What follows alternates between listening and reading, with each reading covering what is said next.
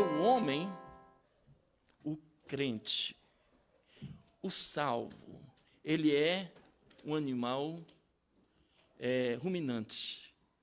Ele ouve a mensagem e passa o dia todo ruminando aquela mensagem, fica ali mastigando e aproveitando até o último néctar daquela mensagem. E a gente fica vendo qual é a importância da igreja, como vimos hoje pela manhã. O que é a igreja? Por que nós formamos a igreja de Cristo? Agora a gente precisa também entender, eu como parte desta igreja, eu preciso me entregar totalmente. Então hoje eu quero falar sobre a entrega total, baseado em Romanos 12, 1 e 2. Romanos 12, 1 e 2.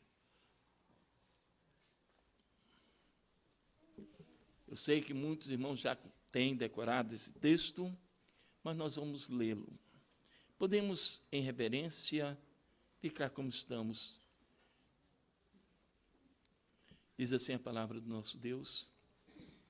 Rogo-vos, pois, irmãos, pela misericórdia de Deus, que apresenteis os vossos corpos por sacrifício vivo, santo e agradável a Deus, que é o vosso culto racional. E não vos conformeis com este século, mas transformai-vos pela renovação da vossa mente, para que experimenteis qual seja a boa, agradável e perfeita vontade de Deus. Vamos orar. Pai Santo, em tuas mãos nós estamos, para expormos a tua palavra, para trazer a mensagem do Senhor para a tua igreja. Também estamos em tuas mãos para ouvir o que o Senhor nos tem a ensinar, para que nós possamos tirar proveitos para a nossa vida, para que nós vivamos uma vida de santidade ao Senhor. Graças te damos pelo culto, graças te damos por tudo quanto nesse lugar fora feito. Nós te rogamos que o teu Santo Espírito possa estar nos capacitando a comunicar a tua verdade e a entendermos essa verdade e depois aplicá-la aos nossos corações. Te louvamos em nome de Jesus Cristo, teu Filho. Amém. Amém. É interessante quando o apóstolo Paulo ele faz um apelo dramático. Ele diz, rogo-vos, pois, irmãos, pela misericórdia de Deus. Irmãos, isso não é um pedido simples. Isso é um pedido com uma intensidade. Ele diz, rogo-vos, pois, irmãos, pelo amor de Deus, pela misericórdia de Deus, que apresenteis os vossos corpos em sacrifício vivo, santo e agradável a Deus.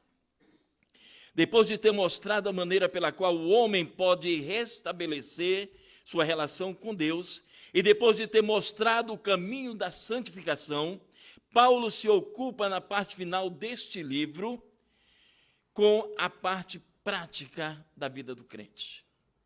Paulo instrui a igreja de Roma a ter uma dedicação, a desenvolver um amor intenso uns para com os outros, a viver uma vida de santidade ao Deus verdadeiro. Paulo desafia aqueles irmãos para que pensem todos da mesma forma. Mas ele busca, no final do livro de Romanos, dizer, olha, não adianta instruir isso a vocês, se vocês não ruminarem até aplicar em seus corações. Não adianta ensinar essas coisas se vocês não querem colocar em prática em vossas vidas. E Paulo se preocupa muito com isso, não somente no pregar, mas também no praticar o que fora pregado, praticar o que fora ensinado. Paulo apresenta a maneira pela qual esse novo homem deve viver para a glória de Deus. Nós vimos agora, dia 31, 501 anos da Reforma Protestante. Obviamente, nós batistas, nós não somos protestantes. Nós já éramos, antes da reforma, nós já existíamos. E nós éramos conhecidos como anabatistas. Mas nós vimos ali uma das 5 bases da reforma. Sola Deo Gloria. Glória somente a Deus. É isso que Deus quer. Porque Deus fez um projeto. Deus preparou o homem e o colocou no melhor lugar que poderia existir. No centro da sua vontade. E ele preparou um lugar especial chamado Jardim do Éden. E aquele homem, ali, antes do pecado, tinha uma comunhão intensa. Tinha uma comunhão muito íntima com o Deus Criador. Porque o projeto de Deus para o homem foi que todo ser que respira louve ao Senhor. Ele queria que este homem fosse conforme a sua imagem, conforme a sua semelhança, que levasse glória e louvor ao seu santo nome. Deus preparou isto para o homem. Eu já tenho falado, pastor Luciano, e eu quero falar à igreja hoje à noite. Deus não tem plano B para a vida de seus filhos. O que Ele planejou para nós, Ele vai executar em cada um de nós. E Ele quer que nós apresentemos nossos corpos em sacrifício vivo, santo e agradável a Ele. Mas Isaías também nos fala, Isaías 59, 2, diz que as nossas iniquidades fazem separação entre nós e o nosso Deus. Agora há pouco, tomamos a ceia do Senhor, um memorial da morte de Cristo. E este é um memorial muito especial. É um memorial que fala de perto ao nosso coração. Por causa do pecado do homem, colocou em desarmonia 2 grandes atributos de Deus: o amor e a justiça. A justiça clamando por castigo, penitência para esse homem, mas o amor clamando por misericórdia. Agora, como conciliar esses 2 grandes atributos de Deus? Somente o Verbo se fazendo carne e habitando entre nós, e dando a sua vida por nós. E ele disse: eu sou o pão que desceu do céu. Irmãos, muitas vezes nós não entendemos algumas palavras, alguns termos, mas são termos de grande significado para a igreja. O pão que nós tomamos é um símbolo do corpo de Cristo que foi partido por nós. Na época da primeira ceia, da ceia do Senhor, da instituição da ceia, tinha uma prática em Israel de que 2 homens, quando estavam em desavenças, estavam brigados e que faziam as pazes. Era prática pegar um pão, partir e um comer uma parte e outro comer outra parte. E é esse o simbolismo que Cristo disse: eu sou o pão que desceu do céu. Porque a morte de Cristo foi o partir desse pão para que o homem pudesse ter comunhão com Deus verdadeiro. Então isso é importante. E também quando nós vimos lá em Caná da Galileia, quando Cristo deu início aos seus milagres, ao seu ministério, ali também é muito cheio de simbolismo. Mas deixe-me destacar um deles. Jesus Cristo com seus discípulos foram convidados a participar daquele casamento. Mas num determinado momento, Maria chegou com ele e disse: filho, ele já não tem mais vinho. E era uma ofensa, naquele tempo, muito grande. Porque os casamentos naquele tempo demoravam semanas. E tinha que ter comida e bebida para todo mundo. Olha, eles não têm mais vinho.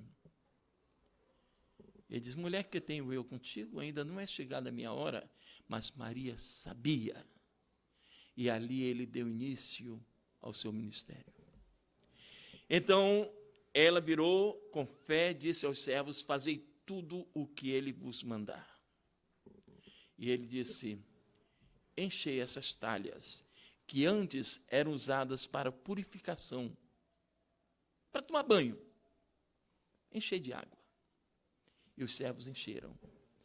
E ele foi lá e transformou aquela água em vinho. O que antes era para a purificação do corpo, agora estava simbolizado com vinho, a purificação espiritual, a purificação dos nossos pecados. Quando nós vimos a ceia do Senhor, nós podemos ver que o sangue e o corpo de Cristo foi partido por nós. E diz: fazer isto em memória de mim. Agora, irmãos, como é que eu posso chegar na igreja de Cristo para oferecer meu sacrifício puro, santo e agradável a Deus, se eu estou em desarmonia com Ele? Se tu tens um sacrifício a oferecer, lembra que tens um problema com o irmão. Deixa o teu sacrifício aos pés do altar, vai lá, resolve o teu problema, volta e oferece o teu sacrifício. Como eu posso chegar num culto para oferecer o meu sacrifício puro, santo e agradável a Deus, se eu estou em pecado, se eu estou com problema com o irmão, com outro irmão, se eu não estou em obediência a Deus? Confessai os vossos pecados. É isso que todo crente deveria fazer ao entrar na igreja, antes de oferecer o seu sacrifício. Senhor, perdoa-me. Eu sei que Cristo já me lavou. A consequência do pecado já não existe mais para mim. É interessante, porque no passado nós fomos salvos da condenação do pecado. No presente, isso lá chamamos justificação ou regeneração. São duas figuras um pouco distintas, mas que refletem bem isso. Mas também, hoje, nós estamos sendo salvos da influência do pecado em nossas vidas. Isso chamamos de santificação. E no futuro, seremos salvos da presença do pecado em nossas vidas. Isso é chamado glorificação. Então, nesse momento, nós estamos sendo purificados, não mais para a salvação, mas para a santificação. Como Paulo diz: desenvolvei a vossa salvação com temor e tremor. E Paulo está nesse momento nos falando que essa vida é descrita como uma vida a ser experimentada diariamente, e o caminho é o da consagração, da dedicação, da entrega da vida a Deus. Como eu posso entender um crente? Como eu posso entender um salvo que não tem esse prazer de vir à igreja? Hoje, para mim, é sagrado. Às vezes eu digo, às vezes não, sempre eu digo lá na minha igreja, que se o irmão ou uma irmã quiser convidar o pastor para o almoço na sua casa, esse irmão tem que estar presente na escola dominical. Senão eu não vou. Porque a prioridade está não no almoço do pastor, mas na presença do irmão na igreja de Deus. E eles já sabem disso. Porque, irmãos, vamos pensar um pouquinho, fazer só um parênteses aqui para entendermos isso. Uma irmã chega e diz assim: irmãos, orem por mim, eu estou querendo engravidar e não estou conseguindo. Eu peço orações da igreja. E a igreja ora muito, depois ela diz: amém, irmãos, eu estou grávida. Que bênção, não é? Mas a criança nasce, e vem um domingo, faltou a irmã, outro domingo faltou novamente, outro domingo faltou novamente. Aí o pastor, algum irmão, chega e diz: irmãs, estamos sentindo sua falta na igreja. Mas você sabe, eu estou de neném novo, não posso ir para a igreja. Ou seja, uma bênção agora está virando uma maldição. Quando deveria ser uma bênção chegar na igreja, olha o meu filho, olha a minha filha, graças porque do Senhor o pedi. Mas não, acomodam-se. O homem, Senhor, eu quero ter a bênção, no final do ano eu quero trocar meu carro. E eu quero um carro assim, assim. Ninguém nunca pede um carro Tramontina. Conhece o carro Tramontina? É aquele carro de mão. É novo, é o pior carro. Mesmo novo eu não gosto. Mas pede sempre o melhor. Depois diz, irmão, cadê você? Não foi? Pastor, porque o único tempo que eu tenho para lavar o carro é domingo de manhã. Ou a irmãzinha que orou tanto por uma casa nova. Irmãos, desculpa, mas eu trabalho a semana toda, domingo é o único dia que eu tenho para arrumar a casa.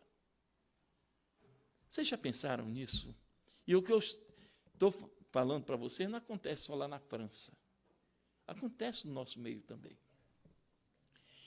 Mas nós temos que buscar em primeiro lugar o reino de Deus e a sua justiça, porque todas as demais coisas, crianças, casa, carro, um bom emprego, um bom concurso do Enem, quem fez o Enem hoje, e muita coisa boa, isso vos será acrescentado. Mas temos que buscar em primeiro lugar. O trecho que tem início em Romanos 12 e 1, nesse que nós lemos, e vai até Romanos 15 e 3, trata da relação que o novo homem deve manter com Deus, consigo mesmo, com os irmãos e na igreja com os demais homens e até na sociedade. Então ele mostra isso aqui. Como é que eu posso chegar na igreja e querer oferecer meu sacrifício puro, santo e agradável a Deus aqui na igreja, mas lá na sociedade ninguém tem prazer de estar ao meu lado, ninguém tem prazer em dizer, crente desse jeito? Estou fora. Esses primeiros versículos dessa última sessão de Romanos, encontramos 3 aspectos dessa entrega total. É isso que eu quero destacar hoje à noite. Primeiramente, o conteúdo da entrega. O que é que eu quero entregar? Entregar é oferecer, é apresentar, é viver essa vida que eu estou demonstrando. Vejamos capítulo 6, versículos 13, 16 e 19.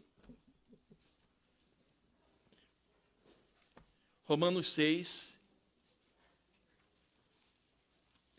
13, 16 e 19. Diz assim, sabendo isto, que foi crucificado com ele o nosso velho homem, para que o corpo do pecado seja destruído, e não sirvamos o pecado como escravos. 16. Desculpe, eu li o 9, mas Romanos 6, 13, 16 e 19. Não sabeis que daquele é quem vos ofereceis como servos para obediência, desse mesmo a quem obedeceis sois servos, seja do pecado para a morte, ou da obediência para a justiça. O versículo 19. Falo como homem, por causa da franqueza da vossa carne. Assim como oferecestes os vossos membros para a escravidão da impureza e da maldade para a maldade, assim oferecei agora os vossos membros para servir a justiça e a santificação. Então nós vemos que o conteúdo dessa entrega é o nosso corpo. Nós, primeiramente, temos que apresentar os nossos corpos em sacrifício vivo, entregar o corpo, como diz o versículo 1 aqui, que apresenteis os vossos corpos em sacrifício vivo, santo e agradável a Deus, que é o vosso culto racional. Na instrução que Deus dera ao seu povo lá na saída do Egito, a instrução da lei, deveriam oferecer animais sem defeito algum. Animais sem nem uma mancha, uma pinta, uma mancha na pele, ou no couro, na lã. Tinha que ser puro, porque puro é o Senhor. Mas, irmãos, permitam-me dizer isto.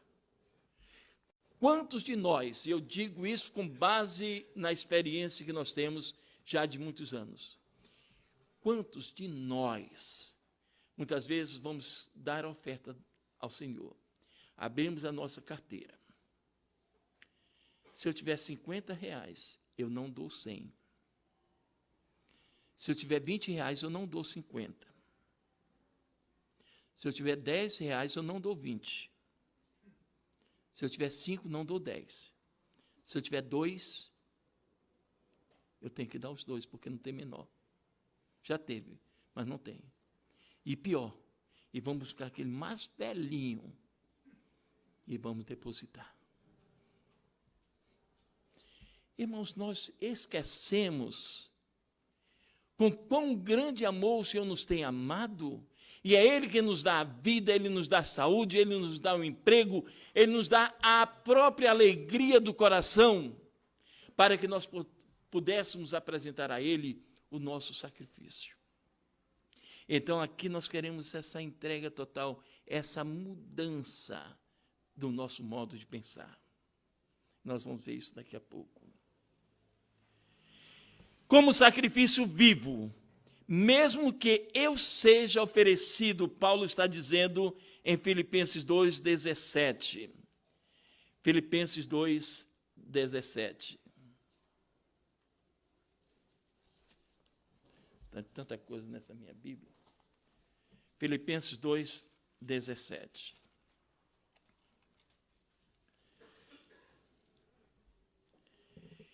Entretanto, mesmo que eu seja oferecido por libação, sob o sacrifício e serviço da vossa fé, alegro-me e com todos vós me congratulo. Esse sacrifício que ele está falando, oferecer em libação, era aquele sangue quando o animal estava no altar,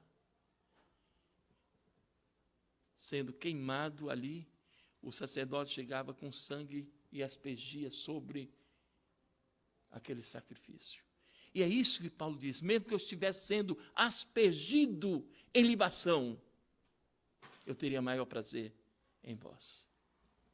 Ele quer que nós façamos a vontade de Deus. Vejamos mais. Quanto a mim, estou sendo já oferecido por libação.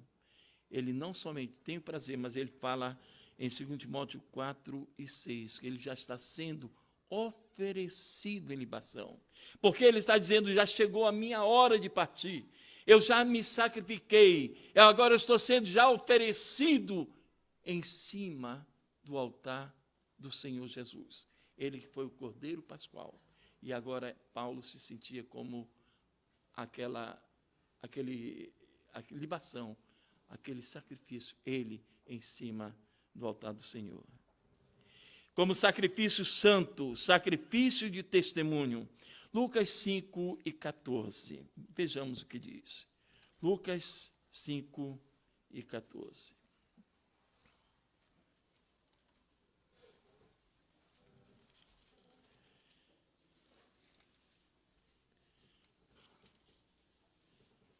Diz assim a palavra de Deus. Ordenou-lhe Jesus que a ninguém o dissesse, mas vai, disse, mostra-te aos sacerdotes e oferece, pela tua purificação, o sacrifício que Moisés determinou para servir de testemunho ao povo.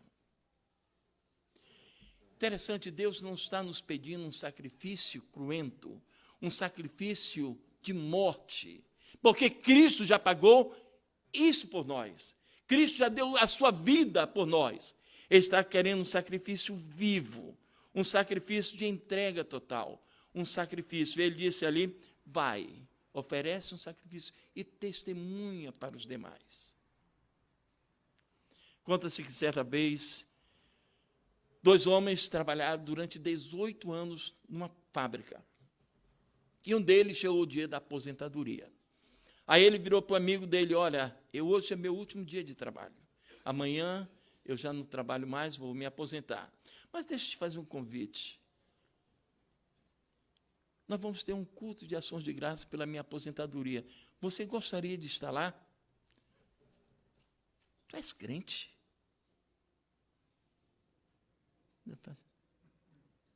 Porque eu também sou. Tu és crente? 18 anos trabalhando lado a lado. E um não sabia que o outro era crente. Que testemunho eles tinham dado um para o outro? Que falta de testemunho de um dizer, Jesus Cristo te ama, Ele morreu por ti. Irmãos, o mundo clama por isso. Muitas vezes você não entende, você diz, não vou falar, porque vão dizer e tal. O que é isso? Ter vergonha de quê? É um prazer, uma bênção, uma oportunidade muito especial. Testificarmos daquele que deu a sua vida por nós. Não precisa ter medo. Eu me lembro, eu já fui menino. Vocês podem até não acreditar. Mas eu já fui menino, pensava como menino, agia como menino, e Paulo também foi, não é, pastor? Mas, irmãos, imaginam, rapaz, eu deveria ter meus 11, 12 anos. Um jovem, elegante, muito bonito. Não, eu falo assim porque eu me orgulho de ser humilde. Não é, pastor? Eu ganhei uma camisa branquinha nova e eu me preparei, vesti aquela camisa para ir para a igreja no domingo à noite. Mas, irmãos, quando eu olhei para a minha Bíblia, olhar para a camisa, para a Bíblia, e disse, como é que eu vou sair na cidade com a Bíblia na mão? Eu tenho uma ideia. Peguei e embrulhei num jornal. Aquela Bíblia, debaixo do braço. Vocês podem até ver que eu estou suando. E fui, era caminhando a pé, era uma meia hora. Quando eu cheguei lá, que eu peguei a Bíblia, podiam ler o jornal. Estava aqui embaixo, o jornal todinho, copiado. E agora? Eu me lembro desse fato. Muitas vezes nós nos envergonhamos de alguma coisa que deveria ser orgulho para nós. Como sacrifício agradável, apresentar ao Senhor esse sacrifício. Vamos ver número 15 e 3. Números 15 e 3.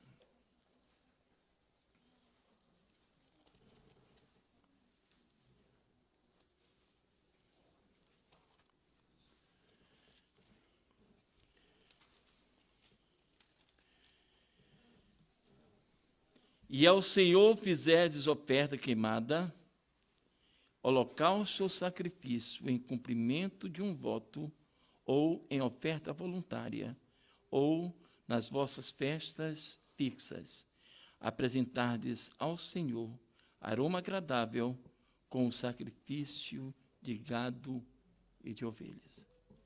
Quando nós formos oferecer alguma coisa ao Senhor, que seja de aroma agradável. Amém. E eu tenho pensado, será que aquele meu testemunho, eu aprendi que não se embrulha a Bíblia com jornal. Mas ali, veja a coisa, ali era um diferencial meu diante dos outros colegas na sociedade.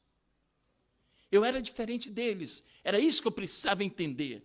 Eu não sou um deles, eu não sou igual, porque Cristo, na sua infinita misericórdia, Ele me alcançou. Eu sei que o pastor tem instruído bem a igreja aqui.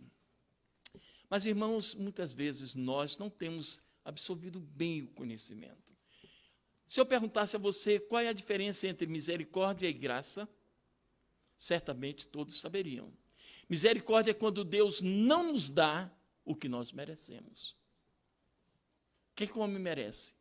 Castigo, condenação, separação de Deus. Pela misericórdia dele, ele não nos dá o que nós merecemos. E a graça é quando ele nos dá algo que nós não merecemos. Pela graça de Deus é que nós estamos vivos aqui. E é mediante essa graça que ele nos dá, é que ele pede E Paulo nos orienta como porta-voz do Senhor. Rogo-vos, irmãos, pela misericórdia de Deus, pela graça de Deus, que apresenteis os vossos corpos em sacrifício puro, santo e agradável. Vamos lá. Nós vimos que o conteúdo da entrega é a entrega do corpo, é o sacrifício vivo que nós podemos fazer, mas também é entregar a nossa mente ao Senhor. Já me disseram que quando você vê alguém com o braço cruzado, você está pregando e tem alguém com o braço cruzado, ou numa palestra, ou na escola, seja onde for, diz também que a mente dele está fechada. Muitos de nós não estamos propriamente com o braço cruzado, mas a mente está fechada. Parece que tudo que foi falado ali, não entendemos. Não temos nada para sair daqui ruminando, pensando e aplicando em nossas vidas. Mas entregar a mente, diz aqui o versículo 2, e não vos conformeis com este século, mas transformai-vos pela renovação da vossa mente, para que experimenteis qual seja a boa, agradável e perfeita vontade de Deus. Muitas vezes nós dizemos, tadinho de mim, eu sou tão isso, parece que Deus esqueceu de mim. Olha, eu oro tanto pedindo bênção, eu não recebo. Olha, eu faço tanto isso, pedindo as bênçãos, não recebo. Olha, eu não tenho faltado à igreja por anos e não recebo as bênçãos de Deus. Coitadinho de você mesmo. Porque você não está fazendo a sua parte como deveria. E sempre que eu leio esse versículo, não vos conformeis com este século. Tomar forma do século, das coisas do mundo. Eu me lembro do irmão lá em João Pessoa, onde nós trabalhamos durante 5 anos, fundamos 2 igrejas ali, a Igreja Maranata e a Igreja do bairro de Mangabeira. E aquele irmão chegou, estava faltando água lá no bairro, ele foi lá em casa e disse, pastor, o senhor tem água? Eu digo, não, está faltando água. Não, porque eu tenho em casa. Eu estou com uma forma cheia de água. Se precisar, vai lá pegar. Aí ele saiu para o trabalho, meio-dia. Poxa, pastor, o senhor não foi pegar água lá em casa? Sim, irmão, mas você só tinha uma forma. Eu não sei como é chamada aqui, mas forma são aquelas talhas de barro de 200 litros. E eu entendi forma. Tem algum paraibano aqui? Não. Não tem. Então, posso falar do paraibano? Já que não tem ninguém aqui. Aí eu disse, mas como é que chamam aqui? Lugar onde reserva água, assim. No Nordeste sempre é pote ou talha, alguma coisa assim, bem grande. Bom, ele falou para mim forma. Eu disse, não dá, nem para ele vai dar para mim. E eu não fui buscar. E aqui diz, não vos conformeis, ou tomar forma daquela forma. Na Venezuela eles chamam de molde. Para fazer bolo, a forma é chamada de moldes. Então você chega, uma vez cheguei lá, vocês têm forma de bolo que é torta, não é propriamente bolo. Tem molde para torta? E sim, aí eles sabem. Mas quando diz assim, você tem forma de bolo? Não soube. E um chegou, pastor, como é que o senhor diz isso? Quando eu cheguei, eu disse, olha, irmão, você espera um pouquinho, eu vou ali pegar minha esposa e volto. Ele disse, pastor, como o senhor faz isso? Eu virei, por quê? Pegar para eles é bater. E eu disse para eles, eu vou ali pegar minha esposa e volto. Pastor, o senhor vai fazer isso? Bom, mas então nós vimos, não vos conformeis com isso, não tomai forma do mundo que está aí fora, porque nós somos diferentes. A nossa forma é de Cristo. Nós somos salvos para refletir a imagem de Cristo. Isso é fantástico. E ainda vimos que entregar essa mente é a mente não conformada com esse século, é a mente transformada e a mente renovada, porque nós não somos mais lá fora, lá do mundo, mas agora nós somos diferentes. E porque nós somos diferentes, é que o mundo pode reconhecer em nós quem habita no nosso interior. Eu me lembro uma vez, eu trouxe uma mensagem ilustrada, peguei um monte de latas, botei no púlpito. Lata de leite ninho, lata de Nescau, eu tinha os filhos pequenos, aquele... Bom, eu já estou esquecendo, faz tempo que meus filhos cresceram. De comida de criança, já não me lembro mais. Não era Nestrogena. Era um Niname, uma coisa assim. Ali e tudo. Vocês já viram que hoje estão mudando um pouquinho, mas naquele tempo as latas eram as mesmas, só mudava o rótulo e o produto interno. E eu peguei, tirei os rótulos, misturei as latas e disse, aqui é você, aqui é você, aqui é você. Sem rótulos. Agora, o que é que tem aqui dentro? Ah, não dá para ver, não tem rótulo? Sim. E nessa outra lata, também não tem rótulo. Aí eu peguei uma com rótulo. Essa é leite ninho. O nosso testemunho é como se fosse o rótulo da nossa vida. Esse rótulo da nossa vida é que diz quem está em nós. Mas quando nós tiramos o nosso testemunho, ou não damos o testemunho fiel daquilo que está conosco, o mundo vai pensar em alguma coisa, menos que você seja um crente em Cristo Jesus. E é isso a transformação da nossa mente, é que nós passemos a pensar diferente, a agir diferente, proceder diferente. É isso que é o sentido. Agora vejamos, nós já vimos o conteúdo da entrega, vamos ver agora a motivação dessa entrega. Por que eu devo entregar? Por que eu devo praticar isto? A primeira coisa, a motivação tem como base o passado. Hoje, eu dou um testemunho de que Cristo habita em mim, porque lá no passado, eu o aceitei como meu Salvador. Eu sou militar da reserva, não remunerada, mas quando eu estava no quartel, logo que eu ingressei, a primeira coisa que eu quis fazer ali era dizer, eu sou crente. Eu sou crente. Porque agora eu tinha que zelar pelo meu testemunho lá diante daqueles rapazes que ali estavam. Eu sou crente. Eu me lembro que chegou lá na minha igreja, Dr. Aníbal Pereira dos Reis. Alguém conheceu? Sim.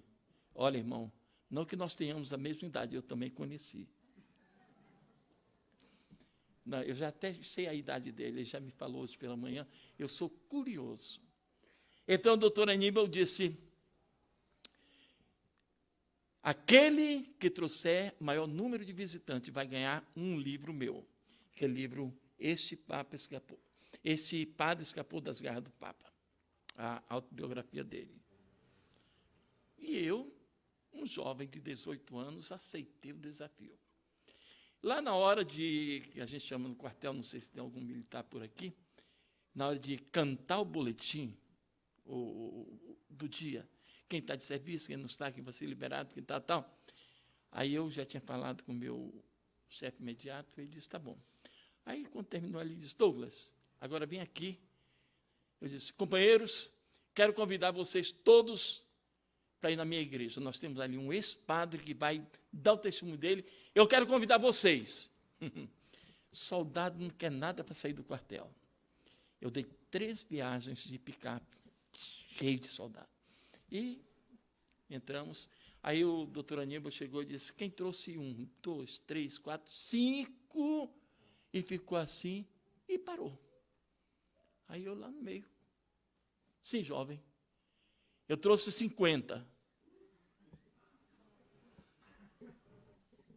Irmãos, ele não acreditou, não. 50? Eu quero ver os 50 visitantes desse rapaz. Levantar tudo cabeça pelada. Todo mundo lá. Aí diz, vem cá, jovem. Logo no segundo dia. Toma, o livro é seu, eu sei que ninguém vai trazer mais do que você. Eu ganhei o livro logo no segundo dia. Eu levei. Por quê? Porque o que eu entendo que era bom para mim deveria ser bom para eles. E eles sabiam que eu era crente. E eles sabiam. Agora, irmãos, com tristeza eu digo isso, eu vi muitos crentes afundarem em seu testemunho no quartel. Eu vi.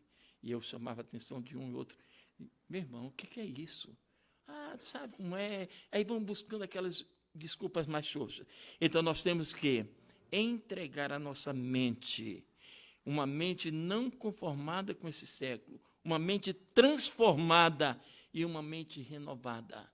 O que eu fazia antes, não faço mais. O que eu pensava antes, não penso mais. Agora eu sou uma nova criatura em Cristo. Então, esta motivação da nossa... Fomos salvos, é a base da salvação. O argumento é conclusivo. Portanto, como ele diz aqui, rogo-vos, pois, irmãos, pela misericórdia de Deus, que ofereçais os vossos corpos em sacrifício vivo, santo. Pois, rogo-vos, pois, irmãos. Então, ele está nos pedindo isso. Pois é um argumento conclusivo. O pedido dele, o rogo que ele estava pedindo com veemência. Por favor, eu entrego isso. Então, a motivação tem base no nosso passado. A motivação tem como base também a ação divina em nossas vidas. A misericórdia de Deus é quem nos impele, que nos impulsiona a levarmos adiante esse testemunho, essa fé. E a graça de Deus é quem nos capacita a fazermos isso. Também nós vimos aqui agora, eu já estou correndo um pouco, o conteúdo da entrega, a motivação da entrega. Eu quero falar também do simbolismo da entrega. Por que eu tenho que entregar o meu corpo em sacrifício vivo, santo e agradável a Deus? Qual é o significado desse simbolismo da entrega? Primeiramente, a entrega significa um ato de culto. Irmãos, quando nós vencemos o pecado, quando somos tentados e vencemos ali, nós estamos prestando um culto ao nosso Deus. Nós estamos agradando ao nosso Deus. E o contrário também é verdade. Quando nós não resistimos ao pecado e caímos, é um ato de desobediência e estamos entristecendo o Espírito que habita em nós. Então, é uma entrega, um ato de culto. O culto será sempre a Deus. O culto sempre a Deus. O culto é um serviço de adoração a Deus, como nós falamos. Ele não está nos pedindo uma adoração, um culto, um sacrifício de animais, mas é o nosso próprio sacrifício, em sacrifício vivo. Como é que eu posso oferecer a mim mesmo em sacrifício vivo a Deus? É o culto racional, um culto que nós temos em mente, um culto que nós temos dentro daquela razão que o crente tem, e que o crente, pela habitação do Espírito, ele é conduzido a essa racionalidade nesse culto. A entrega deve ser racional, como já temos falado. Envolve a nossa mente, a razão. Nós não somos adoradores sem nenhuma razão. Adoradores por ser adoradores. Nós temos uma razão. É uma forma de agradecer a Deus, de reconhecer a autoridade, a santidade de Deus sobre nós. Então, nós nos curvamos a Ele e adoramos em espírito e em verdade, porque Deus é espírito. Então, envolve a lógica, o intelecto. Eu não sou um robô para chegar lá, Pai Nosso, tal, tal. Eu já estudei em colégio de padre, colégio católico. Era um dos melhores da minha cidade. Eu não gostava muito, mas os padres gostavam, até que gostavam de mim. Mas eu não tinha negócio de, em nome do Pai, do Filho e do Espírito Santo. Eu nunca fazia isso. E a gente aprende, porque vai convivendo ali. Mas nosso sacrifício é um sacrifício racional. Eu não posso oferecer como um animal que está ali. Mas eu dentro da minha razão, eu faço isso porque o meu Deus, a quem eu sirvo, quer que eu me ofereça, quer que eu o adore em espírito e em verdade. Então, dentro daquela lógica do intelecto, o que eu aprendi, isso eu ensino, isso eu faço. Ainda vimos, além de tudo isso, a consequência da entrega. Acabamos de ver o simbolismo da entrega e agora vamos ver a consequência da entrega. Qual é o resultado dessa obediência? Qual é o resultado dessa entrega que nós temos? Experimentar a vontade de Deus.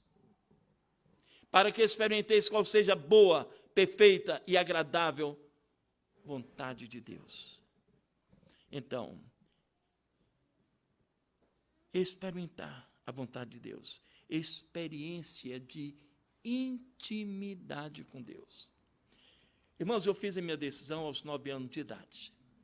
Eu me lembro que naquela noite, foi um domingo à noite, não sei qual foi o dia, ali eu sei bem que eu tinha 9 anos, e eu lembro do ano, me lembro aquele momento, é muito vivo na minha vida. Eu cheguei em casa, eu parecia que era o mais santo de todos. Cheguei e fui orar de joelho na minha cama, meu Novo Testamento, eu não tinha Bíblia, eu tinha o Novo Testamento, e eu botei ali do lado e orei ao meu Deus, agradecido a Ele, porque Ele me alcançou. Eu me lembro bem daquela mensagem. Atos 16, 31. O que devo fazer para ser salvo? Perguntou o carcereiro. Crê no Senhor Jesus Cristo, serás salvo. E naquele momento, eu criei. Agora eu precisava seguir esses passos que nós temos falado hoje à noite, para que eu pudesse experimentar qual é a vontade de Deus para a minha vida. Experimentar esse vivencial momento com oração, leitura da Bíblia, participação nos cultos. Com isso eu vou descobrir diante de Deus qual é a vontade dele para a minha vida. Deus quer que eu o adore, mas hoje eu não vou para a igreja. Vocês sabiam que tem crentes que, se tiver uma boa desculpa para não vir para a igreja, o problema não é o deixar de vir, é o encontrar uma desculpa, uma justificativa. Me lembro do testemunho de um pastor lá no norte. Ele dizia, olha, o crente muitas vezes busca uma desculpa para não vir para a igreja. O irmão apontou assim, eu, pastor? Sim, o irmão. Por que você não veio para a escola dominical hoje pela manhã? Ah, pastor, o senhor sabe, né? Eu tomei banho, me aprontei tudo, mas não achava meu relógio. Procurei meu relógio, procurei. Quando achei, tinha passado a hora. Aí eu não vim. Que coisa, não é? Buscando aí. Como eu falei ainda agora, a criança que nasceu, o carro que eu comprei, a casa tem que ser arrumada. Nós buscamos uma justificativa para não fazer a vontade de Deus. Mas Ele quer que nós possamos experimentar a vontade dEle e ter uma experiência vivencial, não só de ouvir dizer, como Jó falar, antes eu só te conhecia por ouvir falar, mas agora eu te conheço por viver essa experiência com o Senhor. E nós só podemos ter essa vivência com Deus através da nossa oração, da leitura bíblica e da participação nos cultos. E vimos que experimentar a vontade de Deus, e a vontade de Deus, ela é boa, ela é agradável e ela é perfeita. Irmãos, na vida justificada, na nova vida, o padrão é oferecer os membros para servirem à justiça, para servirem à santificação, na nova vida, na vida justificada e entrega do seu ser total. Vamos só pensar uma situação. Hoje pela manhã, o mensageiro disse que você não tira água limpa de cisterna suja. Eu não posso oferecer nada puro se o meu corpo, que é o templo de habitação do Espírito Santo, ele está sujo. Então, o que é que eu vou dar? O que é que eu vou oferecer? E o apelo de Paulo aos cristãos de Roma é que e ele pede veementemente pela misericórdia de Deus. Longe de mim ser igual a Paulo, eu gostaria, ele faz esse apelo, ser de meus imitadores como eu sou de Cristo. Ele faz esse apelo para nós. Eu deveria buscar ao máximo ser imitador de Paulo. Não sei. Mas a gente tem buscado, de alguma forma, ser temente ao Senhor. O temor do Senhor é o princípio da sabedoria. Então, quando eu temo ao Senhor, eu tenho a sabedoria dele para comportar a minha vida de modo que seja para Deus, santo, perfeito e agradável. Vamos orar. Amado Deus, nosso Pai, nós queremos te louvar, porque a tua palavra for anunciada hoje à noite, e que esta igreja possa pensar, possa refletir no que o Senhor tem para nós, e que nós possamos descobrir, pela santificação do nosso corpo, da nossa mente, que o Senhor tem coisas boas para nós. Pai Santo, toma-nos em tuas mãos. É o que te pedimos em nome de Jesus. Amém.